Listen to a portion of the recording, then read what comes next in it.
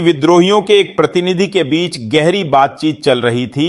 Social media पर एक post viral हो रही थी जिसमें दावा किया गया यमन ने ईरान के समर्थन में इजराइल पर मिसाइलें दागी और लाल सागर में अमेरिकी जहाजों को निशाना बनाने की धमकी दी।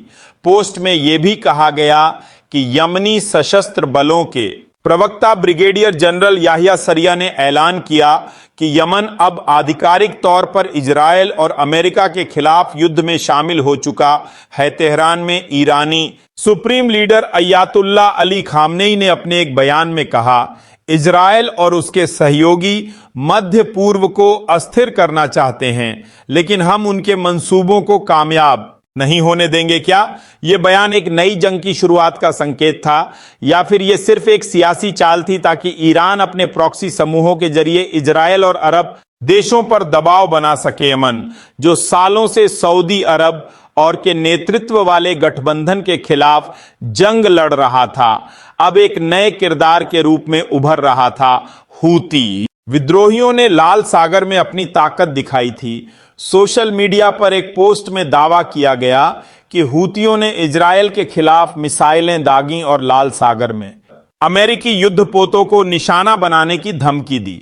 यमनी प्रवक्ता याहिया सरिया ने कहा, हम ईरान के साथ कंधे से कंधा मिलाकर इजराइल और उसके सहयोगियों को सबक सिखाएंगे। हूतियों का यह दावा कोई नया नहीं था। 2023 में गाजा युद्ध के दौरान हूतियों ने लाल सागर में इजरायली और अमेरिकी जहाजों पर हमले किए थे, जिससे वैश्विक व्यापार पर असर पड़ा था। लेकिन अब जून 2025 की जंग के बाद हूतियों ने अपनी मिसाइल क्षमता को और बढ़ा लिया था।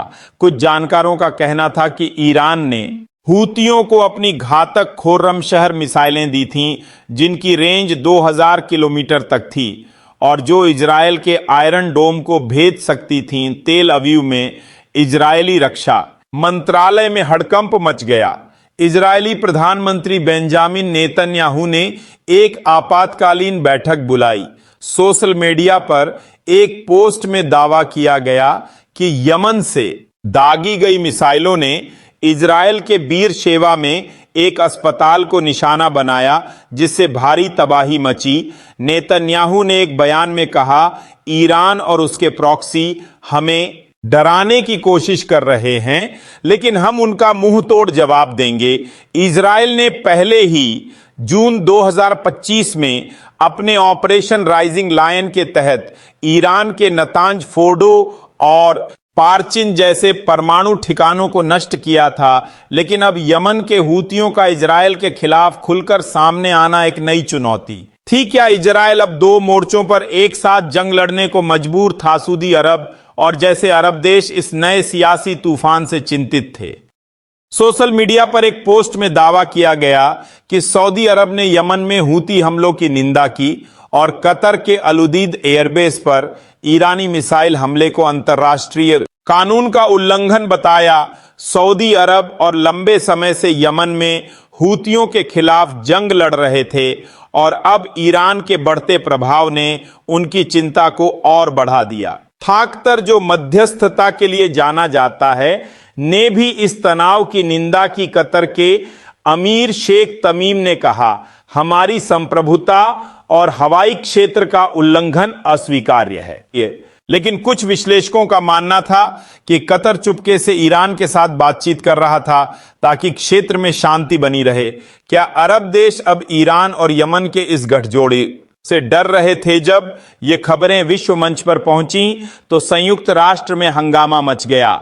अमेरिकी राष्ट्रपति डोनाल्ड ट्रंप ने दावा किया कि ईरान का परमाणु कार्यक्रम पूरी तरह खत्म हो चुका है, लेकिन एक अमेरिकी खुफिया रिपोर्ट ने इसे झूठा करार दिया।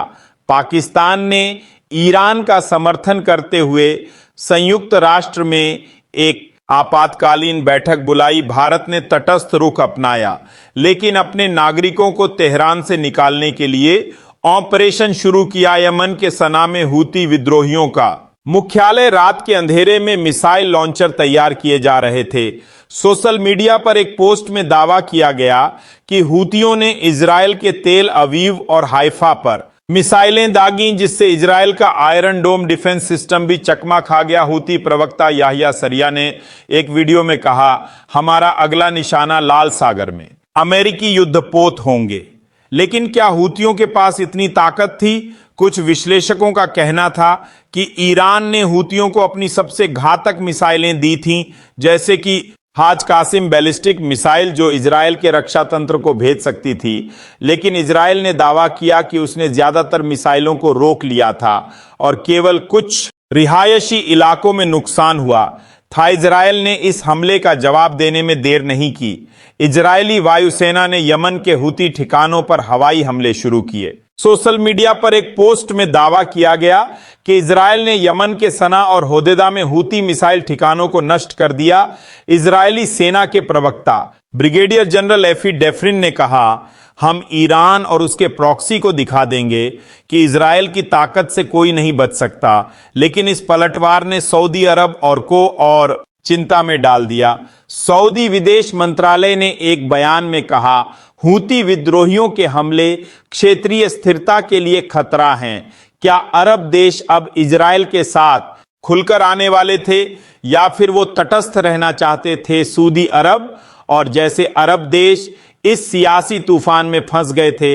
एक तरफ वो ईरान और हूतियों के बढ़ते प्रभाव से डर रहे थे, दूसरी तरफ वो इजराइल के साथ खुलकर नहीं आना चाहते थे क्योंकि इससे उनकी अपनी जनता में गुस्सा भड़क सकता था। सोशल मीडिया पर एक पोस्ट में दावा किया गया कि सऊदी अरब और ने चुपके से इजराइल को हवाई क्षेत्र इस्तेमाल करने की इजाजत दी थी ताकि वो यमन और ईरान पर हमले कर सके। लेकिन इसकी कोई आधिकारिक पुष्टि नहीं हुई। कतर ने इस तनाव में मध्यस्थता की कोशिश की। कतर के प्रधानमंत्री शेख मोहम्मद ने कहा, हम सभी पक्षों से संयम बरतने की अपील करते हैं। लेकिन कुछ लोग कह रहे थे कि कतर ने ईरान को पहले से ही अल उदीद एयरबेस पर हमले की जानकारी दे दी थी ताकि हताहत कम हो। क्या कतर दोहरी चाल चल रहा था? लेकिन दोस्तों, कहानी अभी खत्म नहीं हुई। एक दिन अचानक खबर आई कि अमेरिकी राष्ट्रपति डोनाल्ड ट्रंप ने एक वर्चुअल मीटिंग में ईरानी विदेश मंत्री अब्बास अराघची, इजरायली प्रधानमंत्री नेतन्याहू और यमनी हूती नेताओं से बात की। इस मीटिंग में क्या हुआ ये कोई नहीं जानता। लेकिन सोशल मीडिया पर कुछ पोस्ट्स में दावा किया गया कि ट्रंप ने एक नए युद्ध विराम का प्रस्ताव रखा जिसे ईरान और यमन ने ठुकरा दिया। क्या ये मीटिंग मध्य पूर्व में शांति ला सकती थी या फिर ये सिर्फ एक और सियासी चाल थी? कुछ लोग कह रहे थे कि ईरान और यमन ने इजराइल और अरब देशों को अपनी ताकत दिखा दी, जबकि कुछ का मानना था कि इजराइल ने अपने हमलों से ईरान और हूतियों को कमजोर कर दिया। दोस्तों, ये थी इस आग और सियासत की कहानी, एक ऐसी कहानी जिसमें शक्ति, साजिश और विश्वासघात का ताना बाना है। क्या ईरान और यमन ने वाकई में इजराइल और अरब देशों को अपना दम दिखा दिया? क्या इजराइल अब भी अपनी ताकत बरकरार रखेगा या फिर ये सब एक सियासी नाटक है जिसका पर्दाफाश अभी बाकी है? वीडियो कैसा लगा कमेंट में जरूर बताएं और चैनल को सब्सक्राइब जरूर करें।